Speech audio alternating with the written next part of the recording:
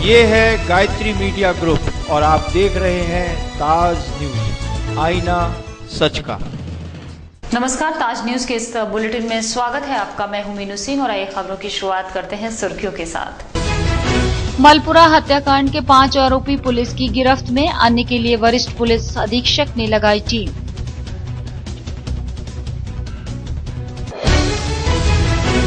दीवानी परिसर में पेशी पर आए 2 कैदी आपस में भिड़े, जमकर हुई ब्लेडबाजी, एक गंभीर घायल जिला अस्पताल में भर्ती।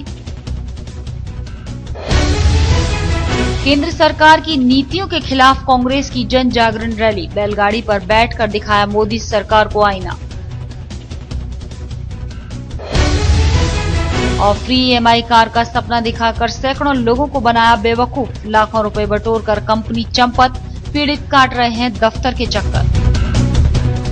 दीवानी न्यायालय स्थित हवालात में बुधवार को उस वक्त हड़कंप मच गया जब यहां पेशी के लिए लाए गए कैदियों में से 2 कैदी आपस में भिड़ गए और एक कैदी ने दूसरे को ब्लेड मारकर घायल कर दिया। आनन फानन में पुलिस ने घायल कैदी को इलाज के लिए जिला अस्पताल में भर्ती कराया, जहां उसका इलाज चल रहा है।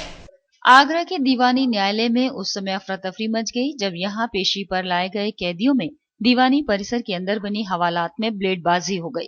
दरअसल आगरा की जिला जेल से हिमांशु और ओम यादव उर्फ रामू नाम के कैदियों को अन्य कैदियों के साथ दीवानी पर पेशी के लिए लाया गया था।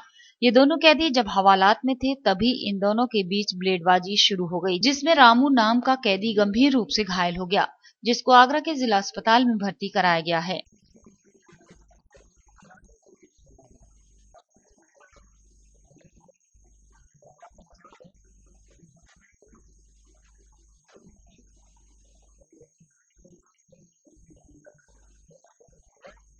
दरअसल घायल हुए कैदी रामू ने जेल में बंद सोनू पंडित की शिकायत की थी कि वो जेल में चरस बिकवा रहा है।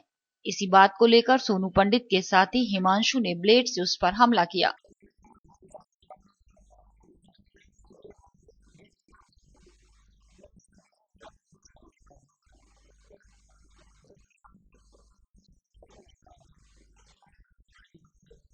अब सवाल ये उठता है कि कैदी के पास ब्लेड कहां से आया, लेकिन जिस तरह से दीवानी परिसर के अंदर पुलिसकर्मियों के बीच ये घटना होती है, उससे जेल की सुरक्षा की कार्यप्रणाली पर जरूर एक बड़ा सवालिया निशान लग जाता है।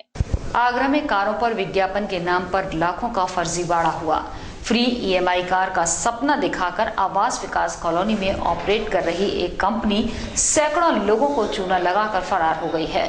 कंपनी प्रतिनिधियों के मोबाइल नंबर स्विच ऑफ आ रहे हैं। इसके बाद ठगी का शिकार हुए ग्राहकों ने कंपनी के कार्यालय पहुंचकर जमकर हंगामा काटा।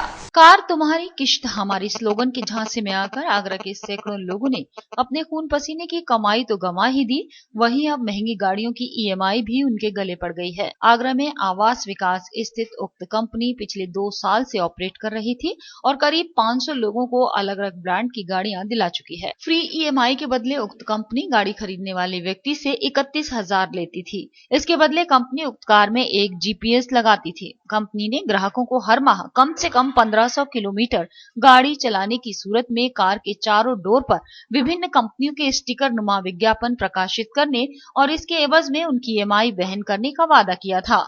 कंपनी उपभोक्ताओं को ईएमआई फ्री योजना के झांसे में लाकर उन्हीं के नाम से बैंक या फिर किसी फाइनेंस कंपनी के मार्फत ऋण दिलवाने के लिए फाइल तैयार करवाती थी और अपना शुल्क बिना किसी लिखित करार के ले रही थी। कंपनी ने भी लोगों को भरोसा जीतने के लिए 2 माह तक ईएमआई की राशि बैंक खातों में डाल दी। अब सैकड़ों लोगों को चूना लगाकर ये कंपनी रफू चक्कर हो गई है। मंगलवार को ठगी का शिकार हुए दर्जनों उपभोक्ता आवास विकास स्थित उक्त कंपनी के कार्यालय के बाहर एकत्रित हुए। कार्यालय में सिर्फ महिला स्टाफ मिला, जो थोड़ी देर बाद हड़बड़ी में कार्यालय बंद करके चलता बना। पीड़ित अब पुलिस के आगे अपने साथ हुई धोखाधड़ी के लिए गुहार लगा रहे हैं। मुझे इसके बारे में मालूम पड़ा था कंपनी के लिए कि 31,000 रुपये इनको दो, जिसमें कि 10,000 11,000 रुपये के जीपीएस लगाएंगे और 21 या 20,000 रुपये ये रिफंडेबल वापस करेंगे। लेकिन उसी बिना पे ये हमारे गाड़ी पे ऐड लगाएंगे और उसके हमें मंथली गाड़ी का ईएमआई भरेंगे। 10,500 की मेरी किस्त थी, वो भरते थे।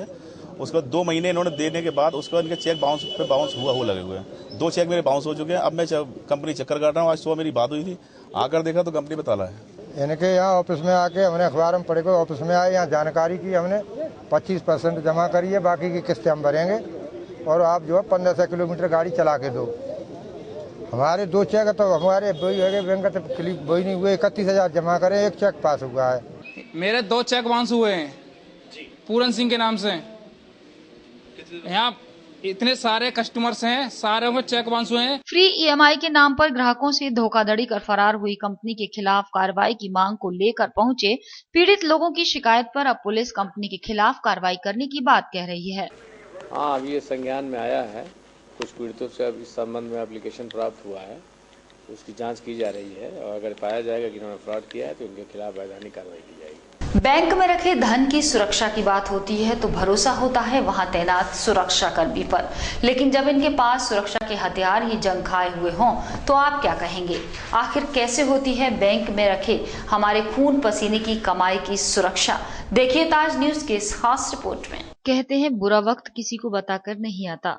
बुरे वक्त के लिए इंसान को हमेशा तैयार रहना चाहिए, लेकिन जब बात बैंकों की सुरक्षा की हो तो लाजमी है कि बैंकों की सुरक्षा में तैनात सुरक्षा कर्मियों के हथियार 24 घंटे तैयार रहने चाहिए ताकि लोगों का पैसा सुरक्षित रह सके, जिसे लोग बड़े ही विश्वास के साथ बैंक में जमा कराते हैं। लेकिन जब बैंक के सुरक्षा कर्मी ही बैंक की सुरक्षा करने में अपने आप को असमर्थ महसूस करें तो क्या होगा? ऐसे में यदि कोई लुटेरा या हमलावर बैंक पर धावा बोल दे तो शायद सुरक्षा कर्मी बैंक की सुरक्षा करने में असमर्थ रहें, क्योंकि बैंक की सुरक्षा के लिए इन कर्मियों को विभाग द्वारा जो राइफलें मुहैया कराई गई हैं वो बेहद खस्ता हाल में हैं। ये राइफलें बुरी तरह जंग पकड़ चुकी हैं। इनके हालात ये हैं कि वक्त जरूरत पर राइफल चलने की नौबत आए तो राइफल जंग के कारण लोड भी नहीं हो सके। ये कहना हमारा नहीं, ये कहना है खुद बैंक की सुरक्षा में तैनात सुरक्षा कर्मी का। से हम लोग सतर्क रहते हैं। ये घटिया स्तर का राइफल तो नंबर 1 का है, लेकिन इसकी साफ सफाई नहीं हो पाती है। इसके बावजूद हम इतने मुस्तैद रहते हैं कि हर घटना पर कोई भी घटना घटने पर सतर्क रहते हैं और घटना ना होने पाए इसके लिए हम तैयार रहते हैं। लेकिन ये भी प्रशासन की ये कमी के कारण ये गंदी राइफलें हमको यूज करनी पड़ी है। इसके लिए कोई फंड भी हमको नहीं दिया जाता है। हमने चौकी प्रभारी जी से कहा था कि इसके लिए कास्टिक के लिए पैसा आप उपलब्ध दे दीजिए, 20-50 रुपए खर्च हो गए। क्या होमगार्डी इस चीज़ के लिए वो रहेंगे कि जो 2 महीने बाद 3 महीने जो भत्ता मिलता है इसमें से ही ये राइफलें हम लोग ठीक कराएंगे? तो आपने सुना कि खुद बैंक की सुरक्षा में तैनात सुरक्षा कर्मी क्या कह रहा है। इसके मुताबिक ये राइफलें तब की हैं जब अंग्रेज भारत छोड़कर गए थे। ये राइफलें वो हैं जिन्हें पुलिस विभाग ने पुरानी होने के कारण रिटायर कर दिया और सुरक्षा विभाग ने इन राइफलों को बजाय सही कराने या मरम्मत कराने के बैंक की सुरक्षा में तैनात सुरक्षा कर्मियों को दे दिया। इन राइफलों को देखकर साफ नजर आता है कि वक्त बढ़ने पर ये राइफलें इन सुरक्षा कर्मियों का साथ नहीं दे पाएंगी। तो अब देखने वाली बात यह है कि विभाग अब इस मामले में क्या कुछ कार्रवाई करता है। महापौर के करंट से टोरेंट को लगेगा तगड़ा झटका।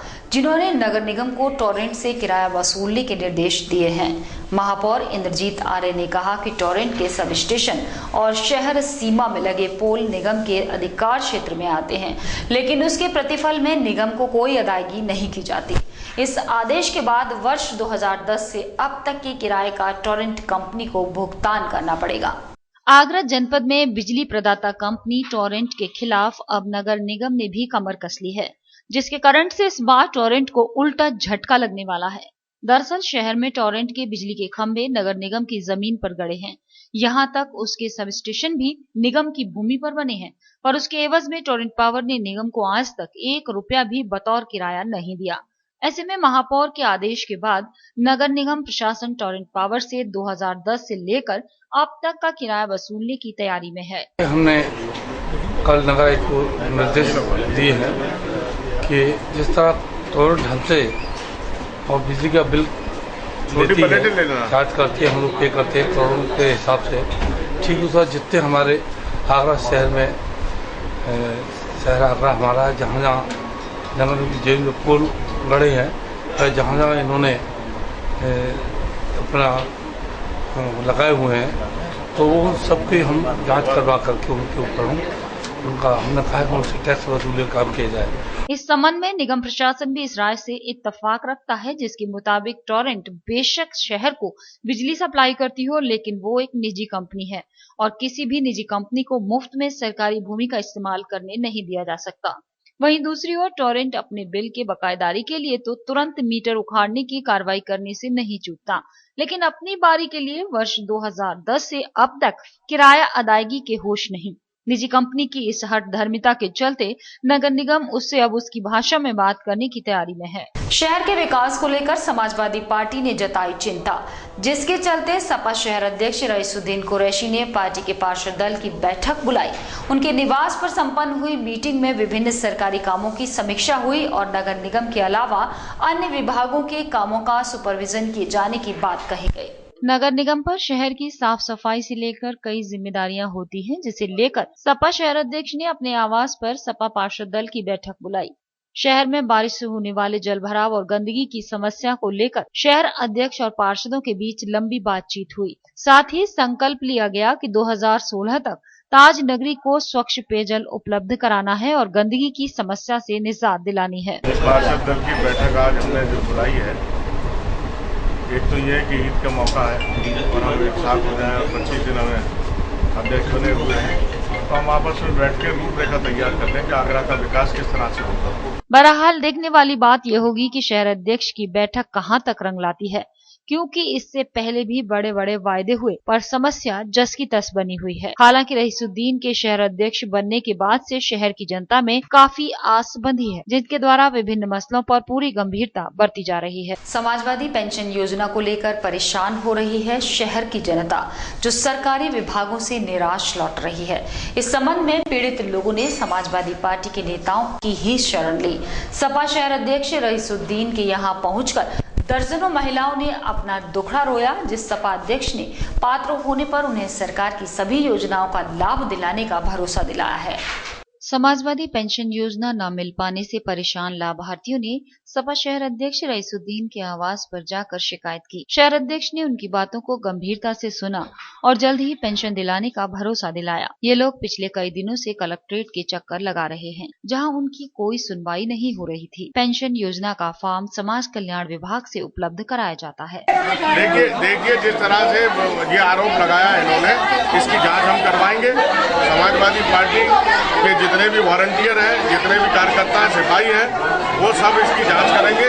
और मैं सरकार से भी कहूँगा, यहाँ के माननीय डीएम साहब से और कमिश्नर साहब से, कि ऐसी भ्रमित लोग जो फोटो स्टेट करा के महिलाओं से 10-10, 20-20 रुपये ले रहे हैं, इनको तुरंत जेल की हवा खिलाए।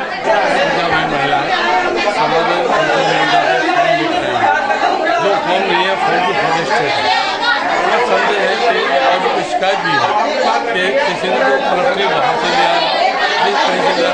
तो जब भी कोई सरकारी योजना आती है तो दलाल भी जो सक्रिय हो जाता है, फॉर्म शुरू हो जाता है। हम पूर्ण निश्चित हैं, हम चाहते हैं कि योजना सही जगह सही हाथों में जाए। सपा शहर अध्यक्ष का कहना था कि जो लोग योजनाओं के नाम पर फॉर्म बेचकर धन अर्जित कर रहे हैं, उनके खिलाफ सख्त कार्रवाई की जाएगी। इस मौके पर मेयर इंद्रजीत आर्य भी मौजूद थे। उन्होंने लोगों को स्वच्छ पानी और गंदगी रहित आगरा का आश्वासन दिया। सरकार की नीतियों को जन विरोधी बताते हुए कांग्रेस पार्टी ने निकाली जन जागरण रैली।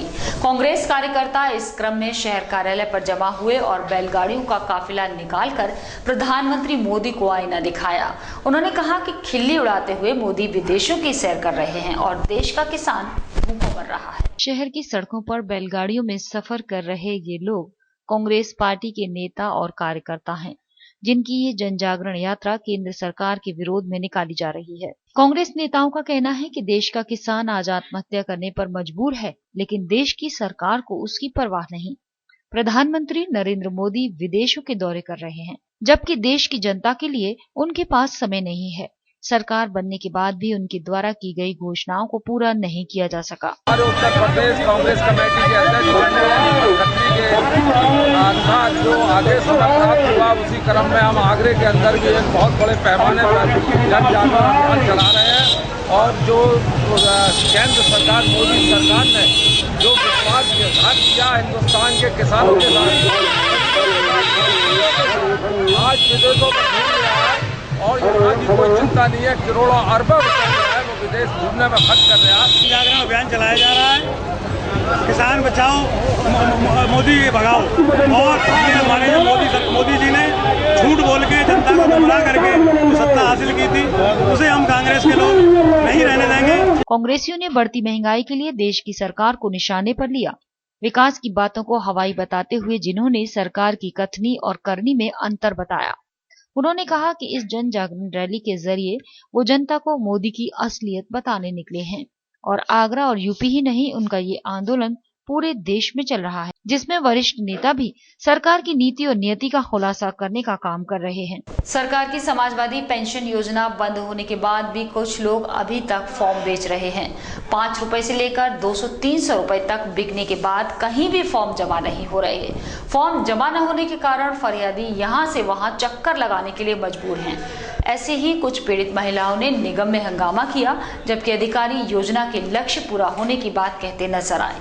सपा सरकार की गरीबों के लिए बनाई गई समाजवादी पेंशन योजना का भी लोगों ने मजाक बना दिया है, तो वहीं कुछ लोग योजना का लक्ष्य पूरा होने के बाद भी फॉर्म बेचकर अवैध वसूली करने में जुटे हैं। ये मामला उस वक्त सामने आया जब हाथों में फॉर्म लेकर दर्जनों महिलाएं फॉर्म जमा करने के लिए नगर निगम पहुंची। इन महिलाओं का कहना था कि उन्होंने पैसे देकर ये फॉर्म खरीदा था, अब कोई इसे जमा करने को तैयार नहीं, आखिर वो कहाँ जाएं? उनका कहना था कि जब वो कलेक्ट्रेट जाती हैं तो उन्हें निगम भेज दिया जाता है और निगम अधिकारी यहाँ फॉर्म जमा न होने की बात कह रहे हैं।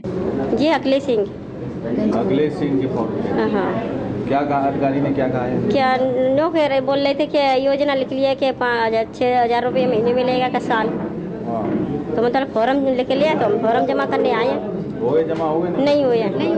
क्या कह रहे हैं अधिकारी, क्या कह रहे हैं? अब नो कह रहे नगर निगम में जाओ, यहाँ से तो बंद हो गए। हाथों में फॉर्म लेकर पीड़ित महिलाएं काफी देर तक हंगामा करती रहीं, लेकिन उनकी सुनवाई नहीं हुई, तो इसके बाद महिलाएं वहां से चली गईं। ये कहानी किसी एक दिन की नहीं है, बल्कि सुबह से शाम तक ऐसी महिलाओं का आने का सिलसिला लगातार जारी है, जिनका फॉर्म अभी तक जमा नहीं हो पा रहा। बहरहाल कौन है जो ये फॉर्म बांट रहा है और क्यों बांट रहा है, ये एक बड़ा सवाल है। समाजवादी पेंशन योजना का एक लक्ष्य मिला था नगर निगम को, नगर निगम द्वारा फॉर्म भरवाए गए थे, उस लक्ष्य की पूर्ति करके भेज दिया गया, सूची भेज दी गई है, अकाउंट नंबर लेके जिनको पात्र लोग थे उनको पेंशन मिल रही है। और कुछ लोग फॉर्म लेके कल भी आए थे, आज भी आए हैं, उनको यही समझाया गया अगली वर्ष का जो लक्ष्य आएगा या इस वर्ष जो लक्ष्य आएगा तो पुनः फॉर्म भरवाए जाएंगे, उसके अनुरूप कार्रवाई की जाएगी सर्वे करने के बाद। इस बारे में जब ताज न्यूज की टीम ने उपनगर आयुक्त से बात की तो उनका साफ तौर पर कहना था कि कुछ लोग महिलाओं को पैसे मिलने का लालच देकर फॉर्म बेच रहे हैं, जबकि सरकार ने जो योजना का लक्ष्य रखा था वो पहले ही पूरा हो चुका है। इसलिए अब ना तो फॉर्म बांटे जा रहे हैं और ना ही जमा किए जा रहे हैं। खबरों का सिलसिला जारी है, लेकिन वक्त हो चुका है एक छोटा सा ब्रेक लेने का।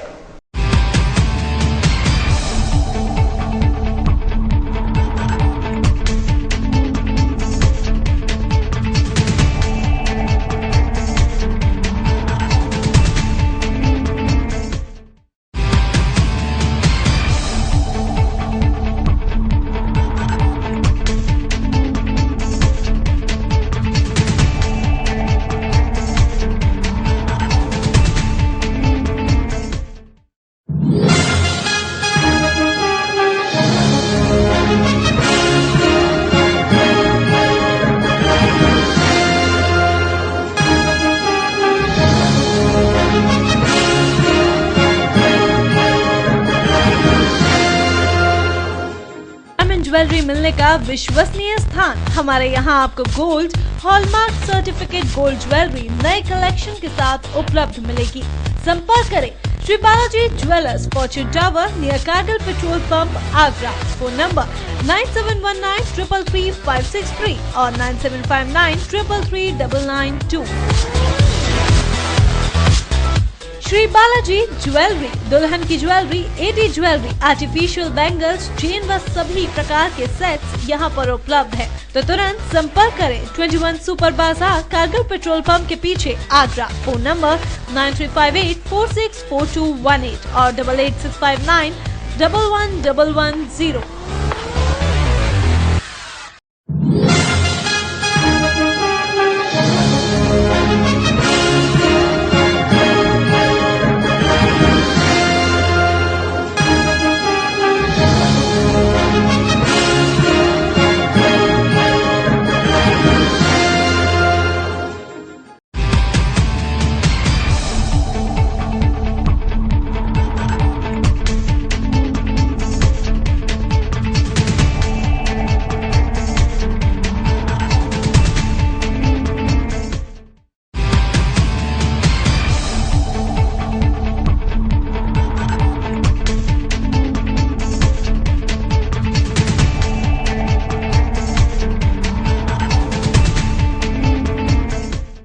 अब ब्रेक के बाद अगली खबर।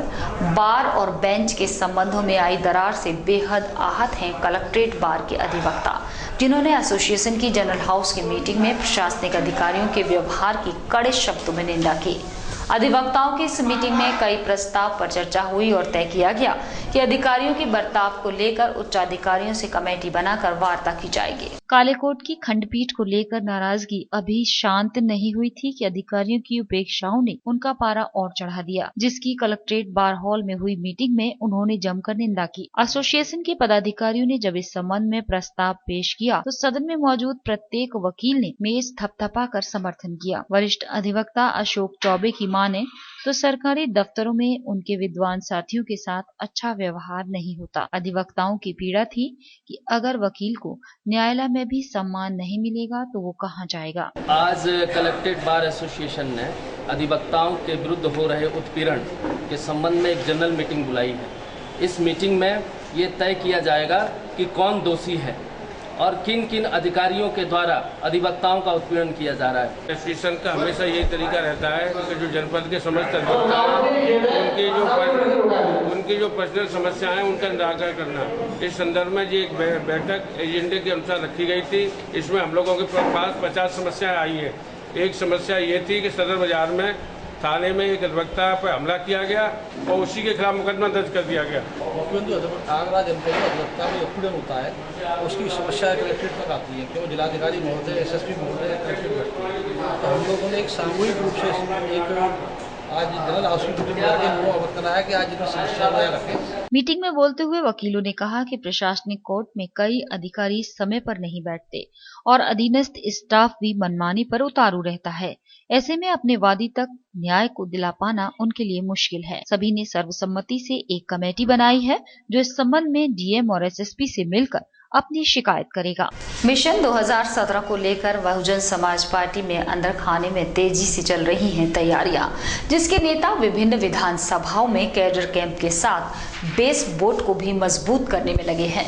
सूत्रों की माने तो जनपद की सभी विधानसभाओं में क्रमवार तरीके से उनका अभियान चल रहा है, जिसका एकमात्र उद्देश्य आगामी विधानसभा चुनाव में फतेह करना है।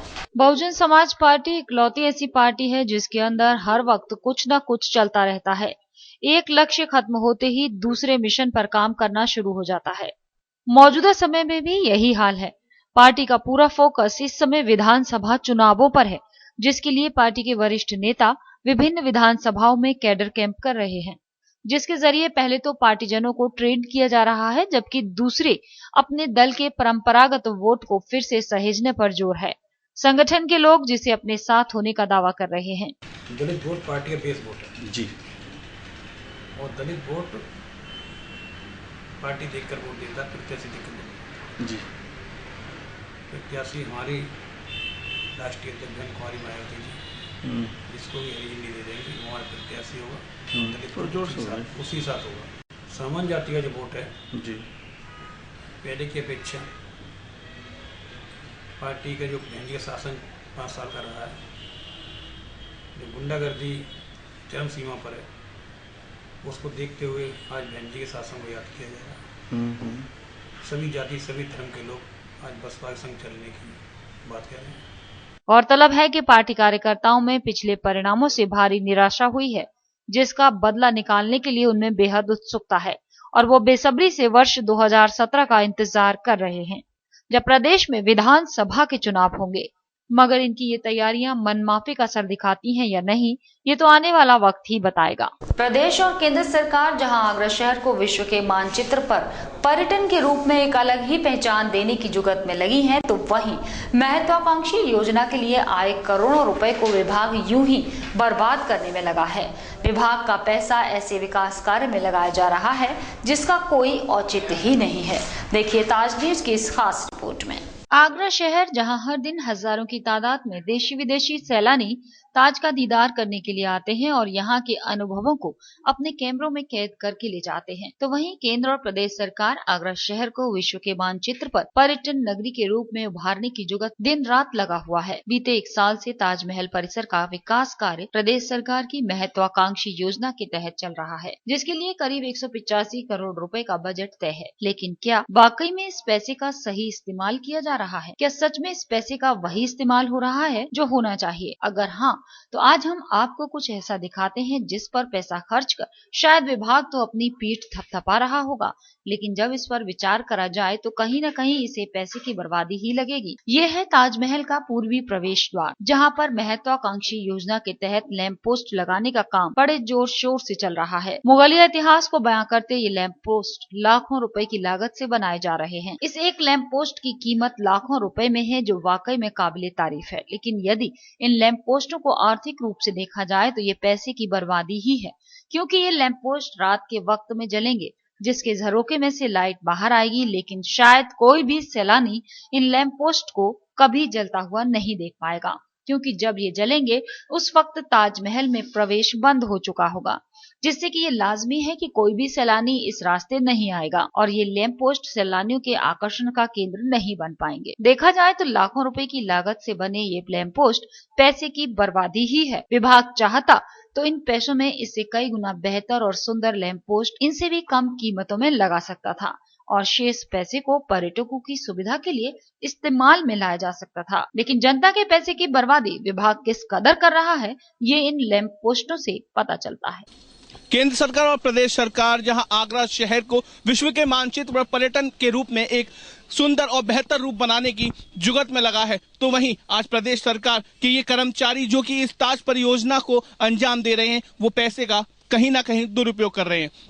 देखा जाए तो एक तरीके से पैसे की बर्बादी हो रही है। ताज परियोजना के तहत जहां पूर्वी गेट के पास में ये लाखों रुपए की लागत से खंबे बनाए जा रहे हैं, जिनको एक तरीके से देखा जाए तो रात में चमकने के लिए बनाया जा रहा है। इनके अंदर जो LED बल्ब लगाए जाएंगे, उसकी कीमत अगर आप आंखें तो उसकी कीमत बाजार में 5,000 रुपए है।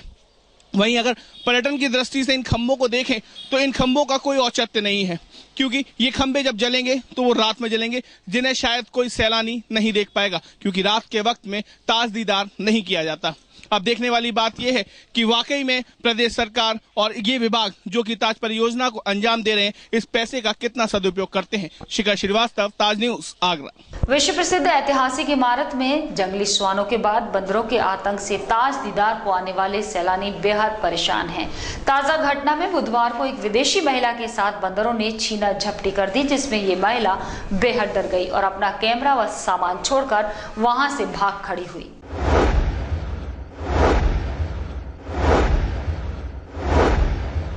एएसआई विभाग की लाख कोशिशों के बाद भी ताजमहल परिसर से जंगली जानवरों का खतरा खत्म होने का नाम नहीं ले रहा, जिसके चलते ताजमहल के मुख्य मकबरे पर बंदरों ने अपना आतंक फैला रखा है, जिससे ताज दीदार को आने वाले सैलानियों को खासा खतरा है।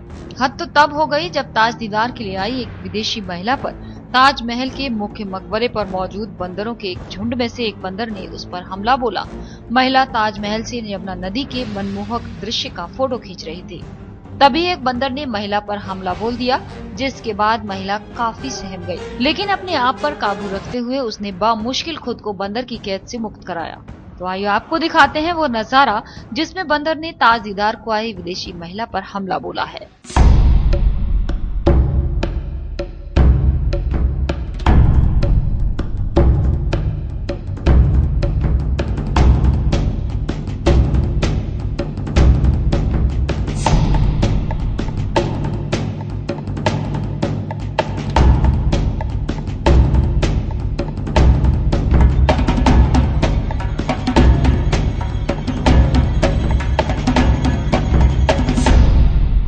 ताजमहल परिसर में सैलानियों के साथ होने वाली ये कोई पहली घटना नहीं थी।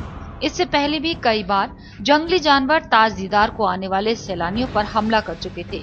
तो वहीं कई बार सैलानी जंगली जानवरों के इस हमले में घायल भी हुए हैं, लेकिन एएसआई विभाग को इस सब से कोई सरोकार नहीं। कई अभियान चलाने के बाद भी ताज परिसर में जंगली श्वानों का सैर सपाटा खत्म नहीं हो रहा। जंगली श्वान खुलेआम ताज परिसर में घूमते रहते हैं, तो वहीं इन बंदरों ने ताजमहल पर अपनी मौजूदगी बुधवार को दर्ज कराई। वो तो गनीमत रही कि बंदर के इस आक्रामक हमले में विदेशी महिला को किसी प्रकार की कोई चोट नहीं आई, लेकिन विभाग की ये अनदेखी आने वाले समय में किसी अनहोनी को न्योता जरूर देती नजर आ रही है। तो अब देखने वाली बात यह है कि आखिर विभाग कब तक इस मामले में कोई उचित कार्रवाई करता है। शहर में चलाए जा रहे अतिक्रमण अभियान को मिल रही वाहवाही के बाद अभियान चला रही टीम ने बुधवार को मंडी शहीद खां से अपने अभियान की शुरुआत की।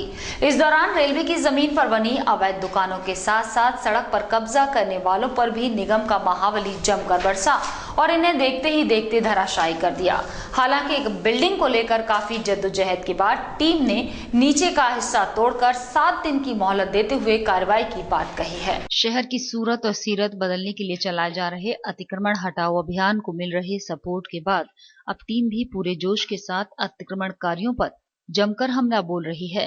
आलम यह है कि पहुंचने से पहले ही लोग अपने अतिक्रमण को हटाने का प्रयास करते देखे जा सकते हैं।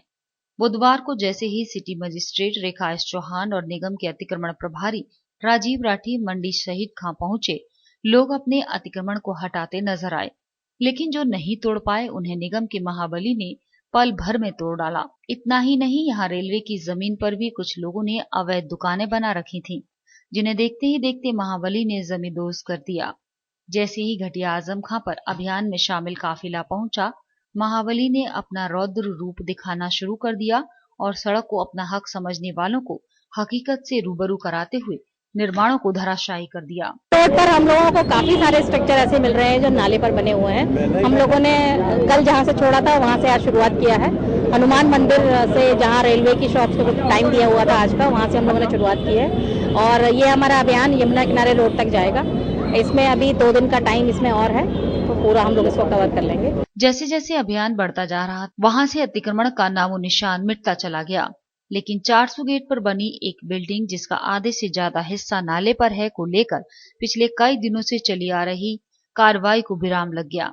जैसे ही सिटी मजिस्ट्रेट ने नाले के ऊपर बने निर्माण को देखा, मकान मालिक से सवाल जवाब शुरू कर दिए। मकान मालिक के जवाब न दिए जाने और लगातार बहस करते रहने से नाराज सिटी मजिस्ट्रेट ने नाले का हिस्सा साफ करने के आदेश दे दिए। साथ ही किसी तरह की कोई हानि न हो, इसके लिए मकान मालिक को भी 1 हफ्ते का समय दिया गया है। हम लोगों ने अपना नीचे से नाला पूरा क्लियर करा दिया है और उसको 1 हफ्ते का टाइम दिया है, क्योंकि उस नाले के ऊपर ही उसका पूरा स्ट्रक्चर है और 2 लोग हैं, तो उनको 1926 या 1908 का वो बताते हैं कि हमारा ये बना है, जबकि नाले पर किसी को कोई परमिशन नहीं होती है। हमने उनको टाइम दे दिया है 1 हफ्ते के बाद, अगर ये नहीं हटाते हैं तो हम लोग इसको दोबारा से फिर हटाने के लिए आएंगे। घटिया आजम खां से सिटी स्टेशन रोड पर कबाड़ का काम करने वाले लोगों ने नाले के ऊपर ही अस्थायी निर्माण करा रखा था, जिसे जेसीबी ने देखते ही देखते नेस्तनाबूद कर दिया।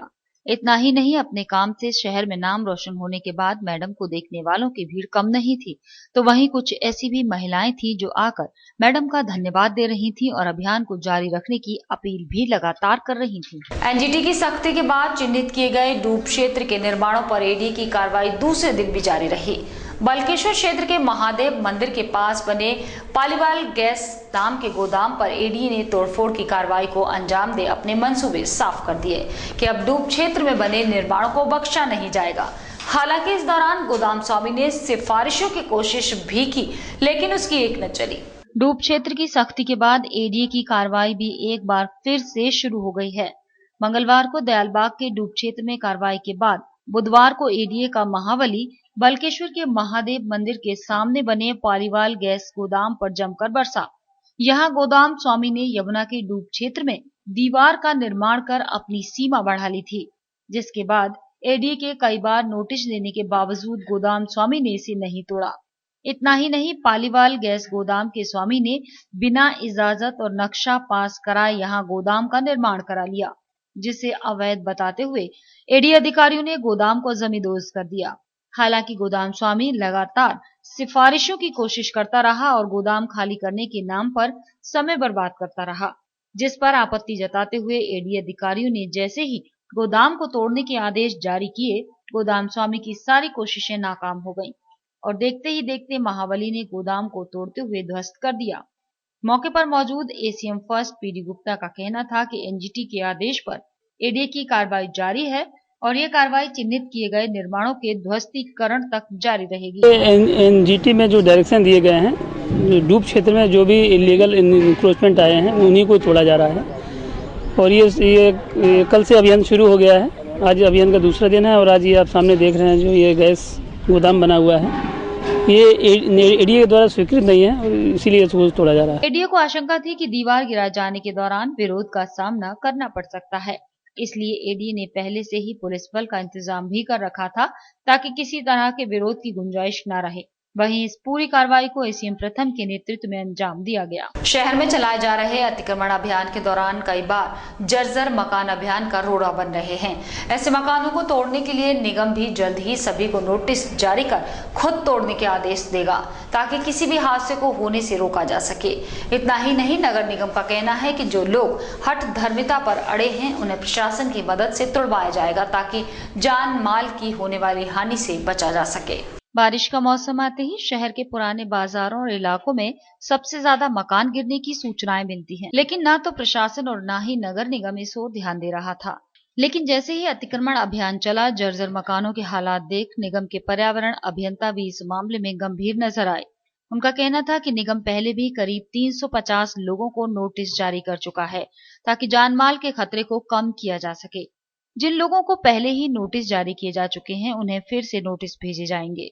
साथ ही उनका कहना था जो लोग हठधर्मिता अपनाए हुए हैं उनके लिए प्रशासन का सहारा लिया जाएगा और पुलिस के माध्यम से मकान तोड़वाया जाएगा। ये ताजमहल, लाल किला, कोई बस अड्डा या ऐसा सार्वजनिक स्थल, ऐसा प्लेस जिस पर सर्वजन आता जाता है, उसका उपयोग करता है, उस पर किसी भी आदमी की न तो रजिस्ट्री हो सकती है, न उस पर वो काबिज हो सकता है और न उसका स्वामित्व उस पर हो सकता है। ऐसे ही एक प्रकरण यहाँ 400 दरवाजे पर आया है। ये बताते हैं कि इनके पास नाले को कवर करने की अनुमति है, नाले को कवर करके बिल्डिंग बनाने की अनुमति किसी के पास नहीं है, इनके पास भी नहीं है। राजीव राठी का कहना था कि कुछ जर्जर मकानों में किराएदार और मकान मालिक का विवाद चला आ रहा है, जिसके कारण कुछ लोग मकान छोड़ने को तैयार नहीं। अगर कभी भविष्य में कोई हादसा होता है तो ये मकान मालिक की ही जिम्मेदारी होगी। आगरा को भी स्मार्ट सिटी बनाए जाने की उम्मीद अब बढ़ने लगी है। लखनऊ में बैठक में हिस्सा लेकर आए नगर आयुक्त 13 शहरों में आगरा का नाम शुमार होने पर शहरवासियों के लिए गर्व की बात कहते नजर आते हैं। नगर आयुक्त का कहना था कि अब आगरा नगर निगम के लिए चुनौतियां कठिन हो गई हैं, इसलिए अब शहर के लिए नई योजनाएं बनाकर इसे स्मार्ट सिटी की सूची में शामिल करने के प्रयास किए जाएंगे। यूं तो आगरा ताजमहल के लिए पूरी दुनिया में जाना जाता है, लेकिन बावजूद इसके आज भी आगरा को स्मार्ट सिटी का दर्जा प्राप्त नहीं हो सका। केंद्र सरकार की 100 शहरों को स्मार्ट सिटी बनाए जाने की योजना में शामिल होने के लिए प्रदेश सरकार की ओर से चुने गए 13 शहरों में से आगरा का नाम शामिल होने पर सरकार के आदेश पर नगर आयुक्त इंद्र विक्रम सिंह लखनऊ बैठक में हिस्सा लेने पहुंचे और आगरा का पक्ष रखा। बैठक से लौटे नगर आयुक्त का कहना था कि आगरा के लिए ये गर्व की बात है कि पूरे प्रदेश से चुने गए 13 शहरों में से आगरा का नाम भी है और उम्मीद है कि केंद्र सरकार को भेजे जाने वाली सूची में आगरा का नाम शामिल होगा। भारत सरकार ने पूरे देश से 100 शहरों को स्मार्ट सिटी के रूप में डेवलप करने का एक परियोजना बनाई है। उस परियोजना के आधार पर अपने उत्तर प्रदेश के लिए 13 नगरों का चयन किया जाना है। इनका क्राइटेरिया भारत सरकार के द्वारा आबादी रखा गया है। उत्तर प्रदेश की आबादी के हिसाब से उसको 13 शहरों को स्मार्ट सिटी के रूप में डेवलप करने के लिए कोटा आवंटित हुआ है। इन 13 शहरों में आगरा नगर निगम ने भी प्रतिभाग किया कि हमारा चयन भी स्मार्ट सिटी के रूप में किया जाए। इतना ही नहीं, नगर आयुक्त का कहना था कि ये गर्व जितना बड़ा है उतनी ही चुनौती भी निगम के लिए बड़ी है, क्योंकि अभी निगम के नंबर बेशक ज्यादा ना हो, लेकिन दिल्ली पहुंचने के बाद मुकाबला ज्यादा कड़ा हो जाएगा। साथ ही उन्होंने ये भी बताया कि अब आगरा को स्मार्ट सिटी बनाने के लिए कई योजनाओं को शामिल किया जाएगा ताकि आगरा को इसका लाभ मिल सके और आगरा स्मार्ट सिटी बन सके। तो आगरा नगर निगम ने भी अपना पक्ष प्रस्तुत कर दिया है उत्तर प्रदेश सरकार के समक्ष और हमें पूरी आशा है कि चूंकि हमारे मार्क्स ज़्यादा हैं तो हमारे शहर का चयन, आगरा नगर निगम का चयन, आगरा शहर का चयन स्मार्ट सिटी के रूप में द्वितीय चरण में भारत सरकार को भेजे जाते समय स्टेट गवर्नमेंट के द्वारा किया जाएगा। और यदि वो कर लिया जाता है तो फिर भारत सरकार की टीम आकर ये निरीक्षण करेगी कि हमने जो क्लेम किया था, मार्क्स जिस आधार पर हमने क्लेम किए थे, वो सारी सुविधाएं हम वास्तव में दे रहे हैं या नहीं दे रहे हैं। अगर हम दे रहे हैं तो हमारा चयन होगा। गौरतलब है कि अगर आगरा स्मार्ट सिटी बनता है तो आगरा के पर्यटन को काफी फायदा होगा और पर्यटन के बढ़ने से लोगों को रोजगार के साथ साथ पर्यटन पर छाई मंदी के बादल भी छटने की उम्मीद है। बैंक ऑफ इंडिया ने बुधवार को बरौली अहीर में अपनी 98वीं शाखा का उद्घाटन किया। इस मौके पर बैंक के सभी आला अधिकारी मौजूद रहे। बैंक की नई शाखा का शुभारंभ बैंक के जनरल मैनेजर के.एल. शर्मा ने फीता काट कर किया और इस मौके पर बैंक में चल रही योजनाओं की विस्तृत जानकारी दी। बुधवार को बैंक ऑफ इंडिया ने अपने आगरा जोन की 98वीं शाखा का शुभारंभ शमशाबाद रोड स्थित बरौली अहीर पर किया। इस मौके पर बैंक के सभी आलाधिकारी मौजूद रहे तो बैंक के जनरल मैनेजर ने फीता काटकर इस शाखा को हरी झंडी दिखाई। बैंक ऑफ इंडिया के जनरल मैनेजर ने इस मौके पर ग्राहकों को बैंक की योजनाओं के बारे में विस्तृत जानकारी दी। साथ ही बैंक की नई सुकन्या योजना की जानकारी देते हुए कहा कि ये योजना 11 वर्ष की आयु तक की कन्याओं के लिए है, जिसमें कन्या अपना खाता कम से कम 500 रुपए से खुलवा सकती है। एक वर्ष में कम से कम एक बार खाते में 500 रुपए ही जमा कराने होंगे। साथ ही ये भी बताया कि इस खाते में कन्या को फिक्स डिपॉजिट जितनी ही ब्याज मिलेगी, जिसे कन्या के 21 वर्ष के पूरा होने पर दिया जाएगा, जिसका इस्तेमाल उसके उज्जवल भविष्य के लिए किया जा सकता है। कन्याओं के लिए जैसा कि बताया गया सुकन्या योजना है, जिसमें 11 वर्ष तक की आयु की कन्याओं के लिए आप एक मुश्त राशि जमा कर सकते हैं और 21 साल की अवस्था में वो ब्याज समेत वो पैसा वापस मिलेगा और उसका जो इंटरेस्ट है वो इनकम टैक्स से छूट में है। इसमें जो भी गाँव किसानों के लिए जो भी स्कीम्स हैं वो सारी स्कीम्स को हम यहाँ पे इम्प्लीमेंट करेंगे। किसान क्रेडिट कार्ड, बचत योजनाएं, विभिन्न ऋण योजनाएं, ये सारी योजनाओं में हम बैंक से लोन उपलब्ध कराएंगे ग्राहकों को। जैसा कि बैंक ने एक नई सुकन्या योजना प्रारंभ करी, तो क्या कुछ थोड़ी जानकारी? ये सुकन्या समृद्धि योजना ये भारत सरकार द्वारा शुरू की गई योजना है। इसमें जो कन्या जो है 11 वर्ष तक की कन्या का अकाउंट खुलेगा और उसमें मिनिमम अमाउंट 500 रुपये है। उसमें प्रति महीने या पूरे साल में एक बार कम से कम 500 रुपये जमा करना जरूरी है और मैक्सिमम अमाउंट इसमें 1.5 लाख रुपया है। तो इसमें आप जमा करेंगे तो इस वक्त जो एफडी की इंटरेस्ट है वो इस पर मिलती है, प्लस जो 21 साल की जब कन्या की एज हो जाएगी उस वक्त उसमें से पैसा मिलेगा उसको, उसकी शादी के लिए या उसकी एजुकेशन के लिए किसी के लिए होगा और वो पूरा टोटली टैक्स फ्री होगा। इसी के साथ फिलहाल बुलेटिन में सिर्फ इतना ही। अगले बुलेटिन में कुछ और नई खबरों के साथ आपसे फिर होगी मुलाकात। जुड़े रहिए ताज न्यूज के साथ। नमस्कार।